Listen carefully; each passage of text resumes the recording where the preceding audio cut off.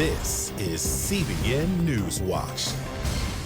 And thank you so much for joining us. I'm Ephraim Graham. Topping our news at this hour, the Senate Judiciary Committee approved Judge Brett Cavanaugh's Supreme Court nomination. Mark Martin joins us right now with more on that nomination process. Mark? Yes, Ephraim, Cavanaugh's nomination now goes to the full Senate floor for a vote, which could happen next week. The vote passed with 11 yeas to 10 nays following yesterday's emotional hearing where both Cavanaugh and his accuser, Dr. Christine Blasey Ford, testified. Today's hearing also was filled with emotion after Republican Chairman Senator Charles Grassley of Iowa set a vote on the nomination for 1:30 p.m. Several Democratic senators walked out of the hearing. They included Kamala Harris of California, Mazie Hirono of Hawaii, Richard Blumenthal of Connecticut, and Sheldon Whitehouse of Rhode Island. Now I move, as I said I was going to do, that we set the vote to report out Judge Cavanaugh's nomination at 1:30 p.m. today. Mrs. Feinstein? No. Mr. Leahy? No, because it violates the customs of this committee. Mr. Durbin? It violates them. No. Mr. Durbin? Mr. Whitehouse? No. Ms. Klobuchar? No. Mr. Coons? No. Mr. Blumenthal? No. Ms. Hirono? I strongly object. This is just totally ridiculous. What a railroad job. The answer is no, no, no. Mr. Booker? Ms. Harris? Ms. Harris?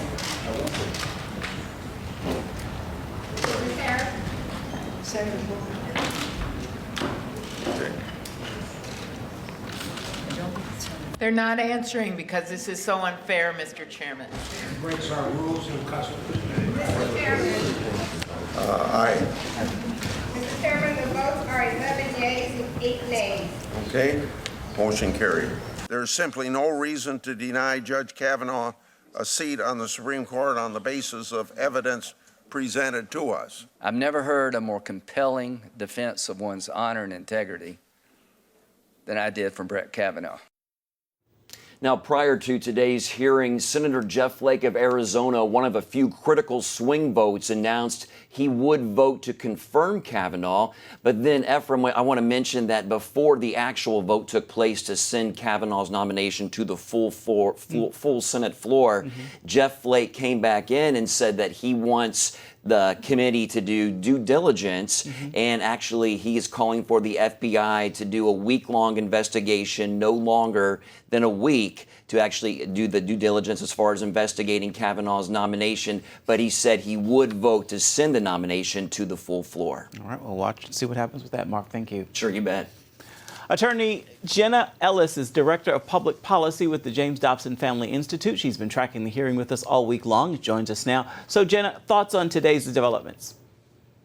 Well, this is why elections have consequences, because we saw that the vote out of committee was exactly right down party lines, regardless of the fact that there was no corroboration, no additional evidence whatsoever to support the allegations coming out of yesterday's hearing. While it was very emotional, we as Americans and our rule of law don't decide things like this based on emotion.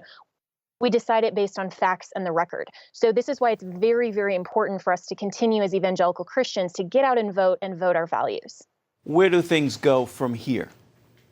Well, hopefully, with the report that Senator Flake and others are calling for the week-long delay with the FBI background investigation, look, there's not going to be anything else that comes out with this. He's already had 6 FBI background checks since 1993. This is just another delay tactic, and hopefully the Republicans, the Republican majority, will send it to the floor. Leader McConnell has said that he will, and we'll see Justice Brett Kavanaugh as of early next week. What kind of impact do you think this will have in November when people go to the polls? Well, I really hope that this will encourage evangelical Christians and the faith-based community particularly, but every conservative in America that recognizes that our rule of law matters, our government is there to preserve and protect our rights, will understand that this is why we have a vote and an opportunity to participate in our constitutional republic. So I hope that what happens in November is that we see just an overwhelming majority of people coming out to vote their values. That's why Dr. Dobson and I are launching the Get Out and Vote initiative to encourage everyone to pray, engage, and vote. And you can find that at dobsonfamilyinstitute.com. Now, we saw death threats and political hatred on both sides. Do you think Republicans or Democrats will take a long, hard look at their politics and tactics following this? I think that every decent American will. And I think what we have to do is address this on a bigger cultural scale. Of course, politics is downstream from culture. And we as Christians, this is why we have to get out and engage our community, engage our culture, stand up for truth, and continue to speak truth into our culture so that then when it comes to engaging our constitutional republic and our government process, these types of things just shouldn't even be part of our American society. And the fact that we have degraded so far past anything even reasonable really shows a breakdown of civil society and the traditional American family. So again, I would just encourage and echo Dr. Dobson's words that this is no time to go wobbly. People should get out and vote in November and continue to engage our culture and our government process. Jen Ellis, thank you once again for your time.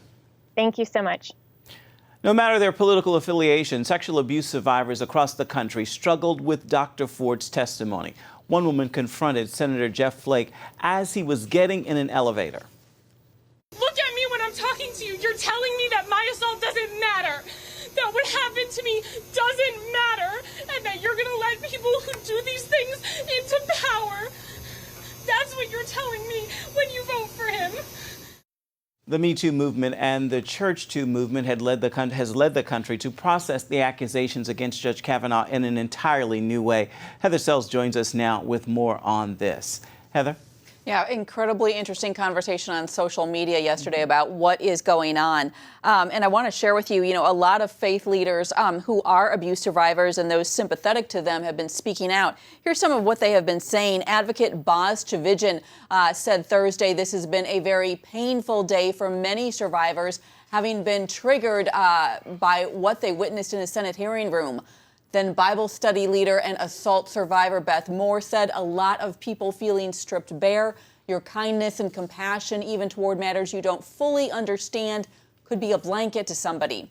Also, Christian speaker and assault survivor Mary DeMuth said of watching the hearing, I am crying right now. I remember that too, the bantering, the joking, the lackadaisical ways the boys demeaned me, treating their abuse as no big deal. These are really powerful Christian leaders talking about really being concerned and really being affected emotionally by what was going on yesterday. Yeah, a year ago, without the benefit of Me Too and Church Too, would the response been different, you think? I think our country collectively is really much more aware of the fact that abuse survivors are present all among us. They say 1 in 4 for women, 1 in 6 for men. So it's a political force to be reckoned with too, I think. Where does all this go politically, you think? Well, it's interesting. You saw the president, especially at the beginning of the Kavanaugh, really tempering his remarks, saying he did want a complete process. And you're seeing senators who are really trying to, I think, be respectful even as the politics play out. So people say that the Supreme Court appointment, 3/4 of registered voters say it's very important to them. So senators know they have to be careful on this. Indeed, indeed. Heather, thank you so much. Social media exploded Thursday night over Senator Lindsey Graham's impassioned rebuke of Democrats, many praising the South Carolina Republican, saying he spoke the truth. Here's a quick look back at that exchange. You've got nothing to apologize for. When you see Sotomayor and Kagan, tell them that Lindsey said hello, because I voted for them. I would never do to them what you've done to this guy. This is the most unethical sham since I've been in politics. I cannot imagine what you and your family have gone through. Boy, y'all want power. God, I hope you never get it. I hope the American people can see through this sham, that you knew about it and you held it. You had no intention of protecting Dr. Ford. None. She's as much of a victim as you are. God, I hate to say it because these have been my friends. But let me tell you, when it comes to this, you're looking for a fair process? You came to the wrong town at the wrong time, my friend. And joining us now with more, senior correspondent Gary Lane. So what else did Senator Graham say? Well, he really took on Senator Dianne Feinstein and her staff basically saying that she was misleading to Cavanaugh and to others. To Cavanaugh, he questioned him and said, look, you met with her on August 20th. Did you know for 20 days she had this information about Christine Blasey Ford and the allegations against him? He said no, she said nothing about that. Then he also took on the staff regarding the FBI investigation, calls for FBI investigation of this matter, and basically said, why didn't you bring this to the Republicans on this committee? And they had not, a month earlier. Why not? Why do you think he made such a rebuke of his fellow senators? I think he really feels passionately about this. He feels strongly about what has happened to Cavanaugh. He's known Cavanaugh for over 20 years. He also quoted from the American Bar Association gold rating of Cavanaugh, saying he's a man of integrity and a good man. And I think he feels strongly about it. Plus, I think, Ephraim, he wanted to energize the Republican base in the upcoming off-year elections. What do you think this will do for Kavanaugh's confirmation process? Well, I think we're already seeing that it helped convince some members who are on the fence to push this out of the committee. When it comes to the floor, maybe some of all the Republicans might be convicted a little bit about feeling guilty over this, because really he talked about the ethics of this process and how he has felt this has been unfair both to Cavanaugh and also to Christine Blasey Ford. All right, Gary Lane, a busy week and busy days ahead. It'll be interesting next week. Indeed. Thank you so much. Coming up, a move by the Trump administration involving groups like Planned Parenthood selling aborted baby body parts.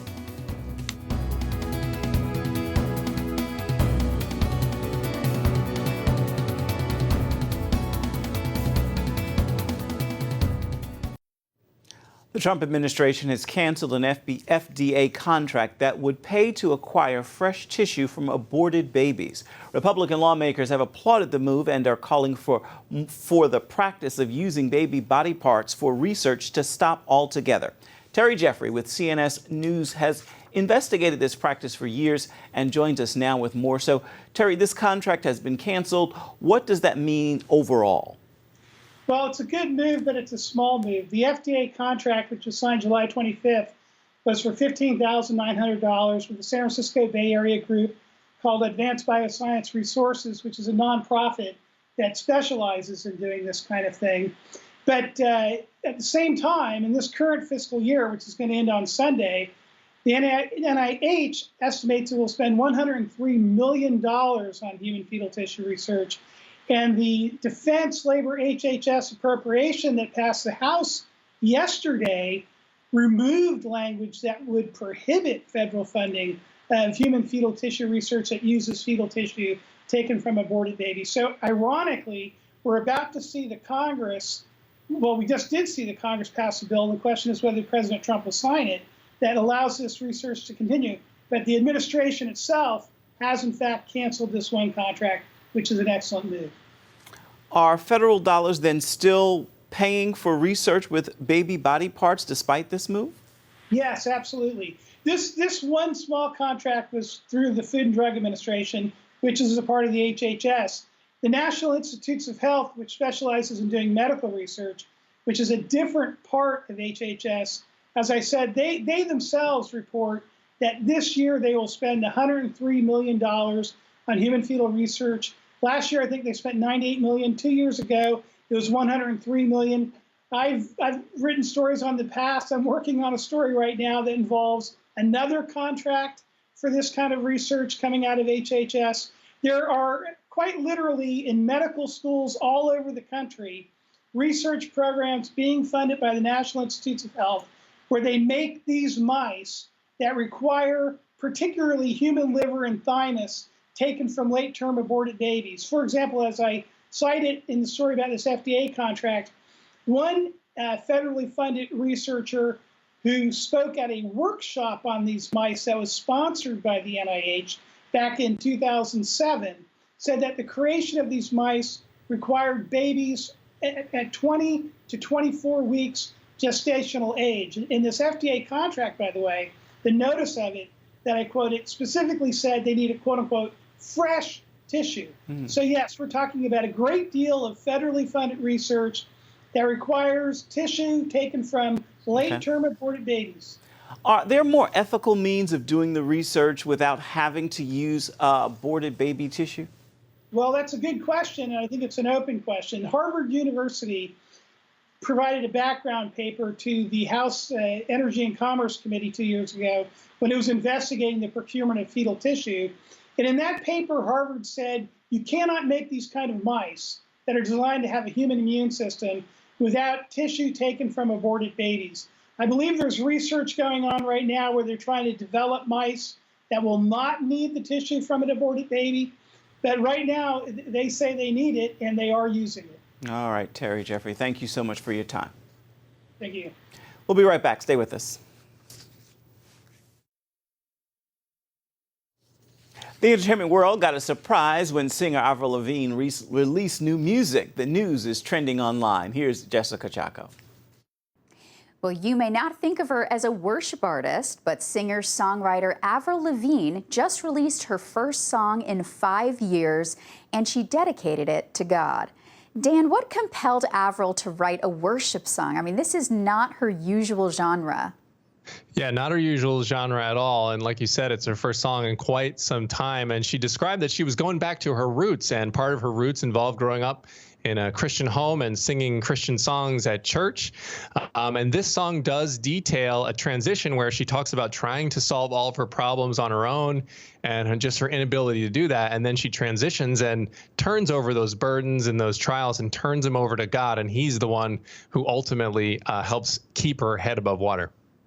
This is such a powerful testimony because it's not the Avril that we remember with the dark eyeliner and the punk songs, but it's interesting to see her spiritual growth. And we actually have a statement from her. She says, "I thought I was dying. I felt like I was drowning. Under my breath, I prayed, God, please help me to keep my head above the water." In that moment, the songwriting of this album began. It was a very spiritual experience. Lyrics flooded through me from that point on. Just a powerful story, and we wish Avril all the best.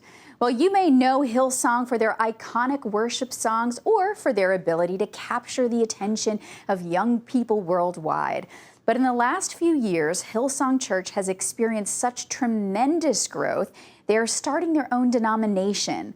Dan, this is a really interesting story, not something you hear in the news too often that a church is too big. So what led them to start their own denomination? Yeah, I don't think I've ever heard too much of a church just growing so big. Most churches would be happy with another campus, let alone a whole entire denomination. And I think it was more logistical than anything. They said they don't see themselves anymore as a Australian church with a global footprint, but a global church with an Australian base. And it was just becoming difficult for them to manage things happening in like Spain, for example. If they had an issue with a pastor there, they would have to manage all that from Australia. And I think it's just going to be easier for them to manage their incredible growth with it structured this way instead of the old way. And there was no ill will or any disagreements with the previous denomination that they were partnered with. It was just a matter of this is just the easier way and the better logistical way for them to go forward. Well, thanks, Dan. It's a really encouraging story to see their growth, and we wish them all the best. Back to you. The scripture says, "This is the day the Lord has made. I will rejoice and be glad in it." Tim Tebow has a new book out, and it's called "This is the Day." He's encouraging readers to move from pause to play in making the most of the days of their life. Here to talk about Tim Tebow's latest inspiration is CBN sports reporter Sean Brown. So, Sean, we know you have spent time with him. He is well known by fans, not just on the field, but off the field as well, for his faith. But first, give us a brief update on the career. Where is Tebow now? He's playing baseball. I mean, I'm sure a lot of us know he's within the Mets organization. I think he's playing Double-A. Their season is finished, but he has stated that he's going to return again to play for the Mets organization in the 2019 season. Mm-hmm. So prayerfully that will go well. But he's a busy guy. Yeah. It's not just baseball or professional sports with him. He has this Tim Tebow Foundation where he does a lot of work, not just here, stateside, but also around the globe, just doing different things and just providing hope where it's needed. And he stays busy, man. He's got a film out. That's not out yet, but I think they just wrapped in April a film called Run the Race, yes. Which I'm really excited about. I can't wait to see that. But he's staying busy, man. His book is This is the Day, and he is taking every day and just making sure he's doing what he wants to do and living his dream. So, would you say this book is just for sports fans, or who is it for? Absolutely not. Absolutely not. It's for anyone who has a dream. If you have a dream, this book is for you. Anyone who has a dream. A lot of times we have passions and things that we're excited about. We kind of shelf them because life just happens. Tim is saying, look, when you get up every day, go get after it. Don't wait. Don't put something off that you can do today for tomorrow. No, do it today because tomorrow is not promised. Yeah. And so Tim is saying, look, if you have time today, do it today. Don't put it off for tomorrow. If you got something you want to do, don't let fear stop you. Get after it. Yeah. This is the day. We're all only given 24 hours a day. It's what we do with it that counts. Now, I know you've interviewed him. Tell me, he loves to inspire people. How does this run in his personal life? Well, I heard him once say that, his calling in life is to love God first and then love people. That's what he lives by. Yeah. Love God, love people.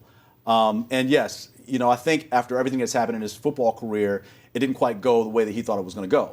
He felt like, okay, this is God's plan for my life, but it didn't pan out that way. And then here he's around a table with all of his team trying to figure out, okay, what's the next move? Yeah. And they're trying to figure out how to keep, Tim Tebow on the map. And he just utters, well, what if I want to play baseball? You could hear a pin drop in the room as far as from what I heard, you get a pin drop. So he starts playing baseball. Yeah. And so this book basically just kind of tells the ins and outs of that decision, why he decided to do it, reminding us that, hey, man, I was passionate about baseball too. I just chose football. I was faced with a decision, and I went the football route. But he's still passionate about baseball, and he's still trying to do that. And so, yes, it runs very parallel with who he is, and he's living every day to the fullest, not taking anything for granted. He talks a lot about loving your loved ones. Don't put things off that you want to share or time that could be spent today with your loved ones. Don't put that off. Everything that tomorrow's not promised. Absolutely. So live to the fullest, and that's exactly what he's doing. He is doing that indeed. Sean Brown, always a pleasure. Thank you so much for your time. Thank you for having me. Thank you so much. Well, that is going to do it for this edition of CBN NewsWatch. Remember, you can find more of our exclusive coverage of the issues you care most about always at cbnnews.com. And we would love to know what you think about the stories you've seen here today. You can do that by emailing newswatch@cbn.com. And of course, you can always reach out and touch us on Facebook, Twitter, and Instagram. We love to hear from you. Make it a fabulous Friday and a wonderful weekend, everybody. See you next week.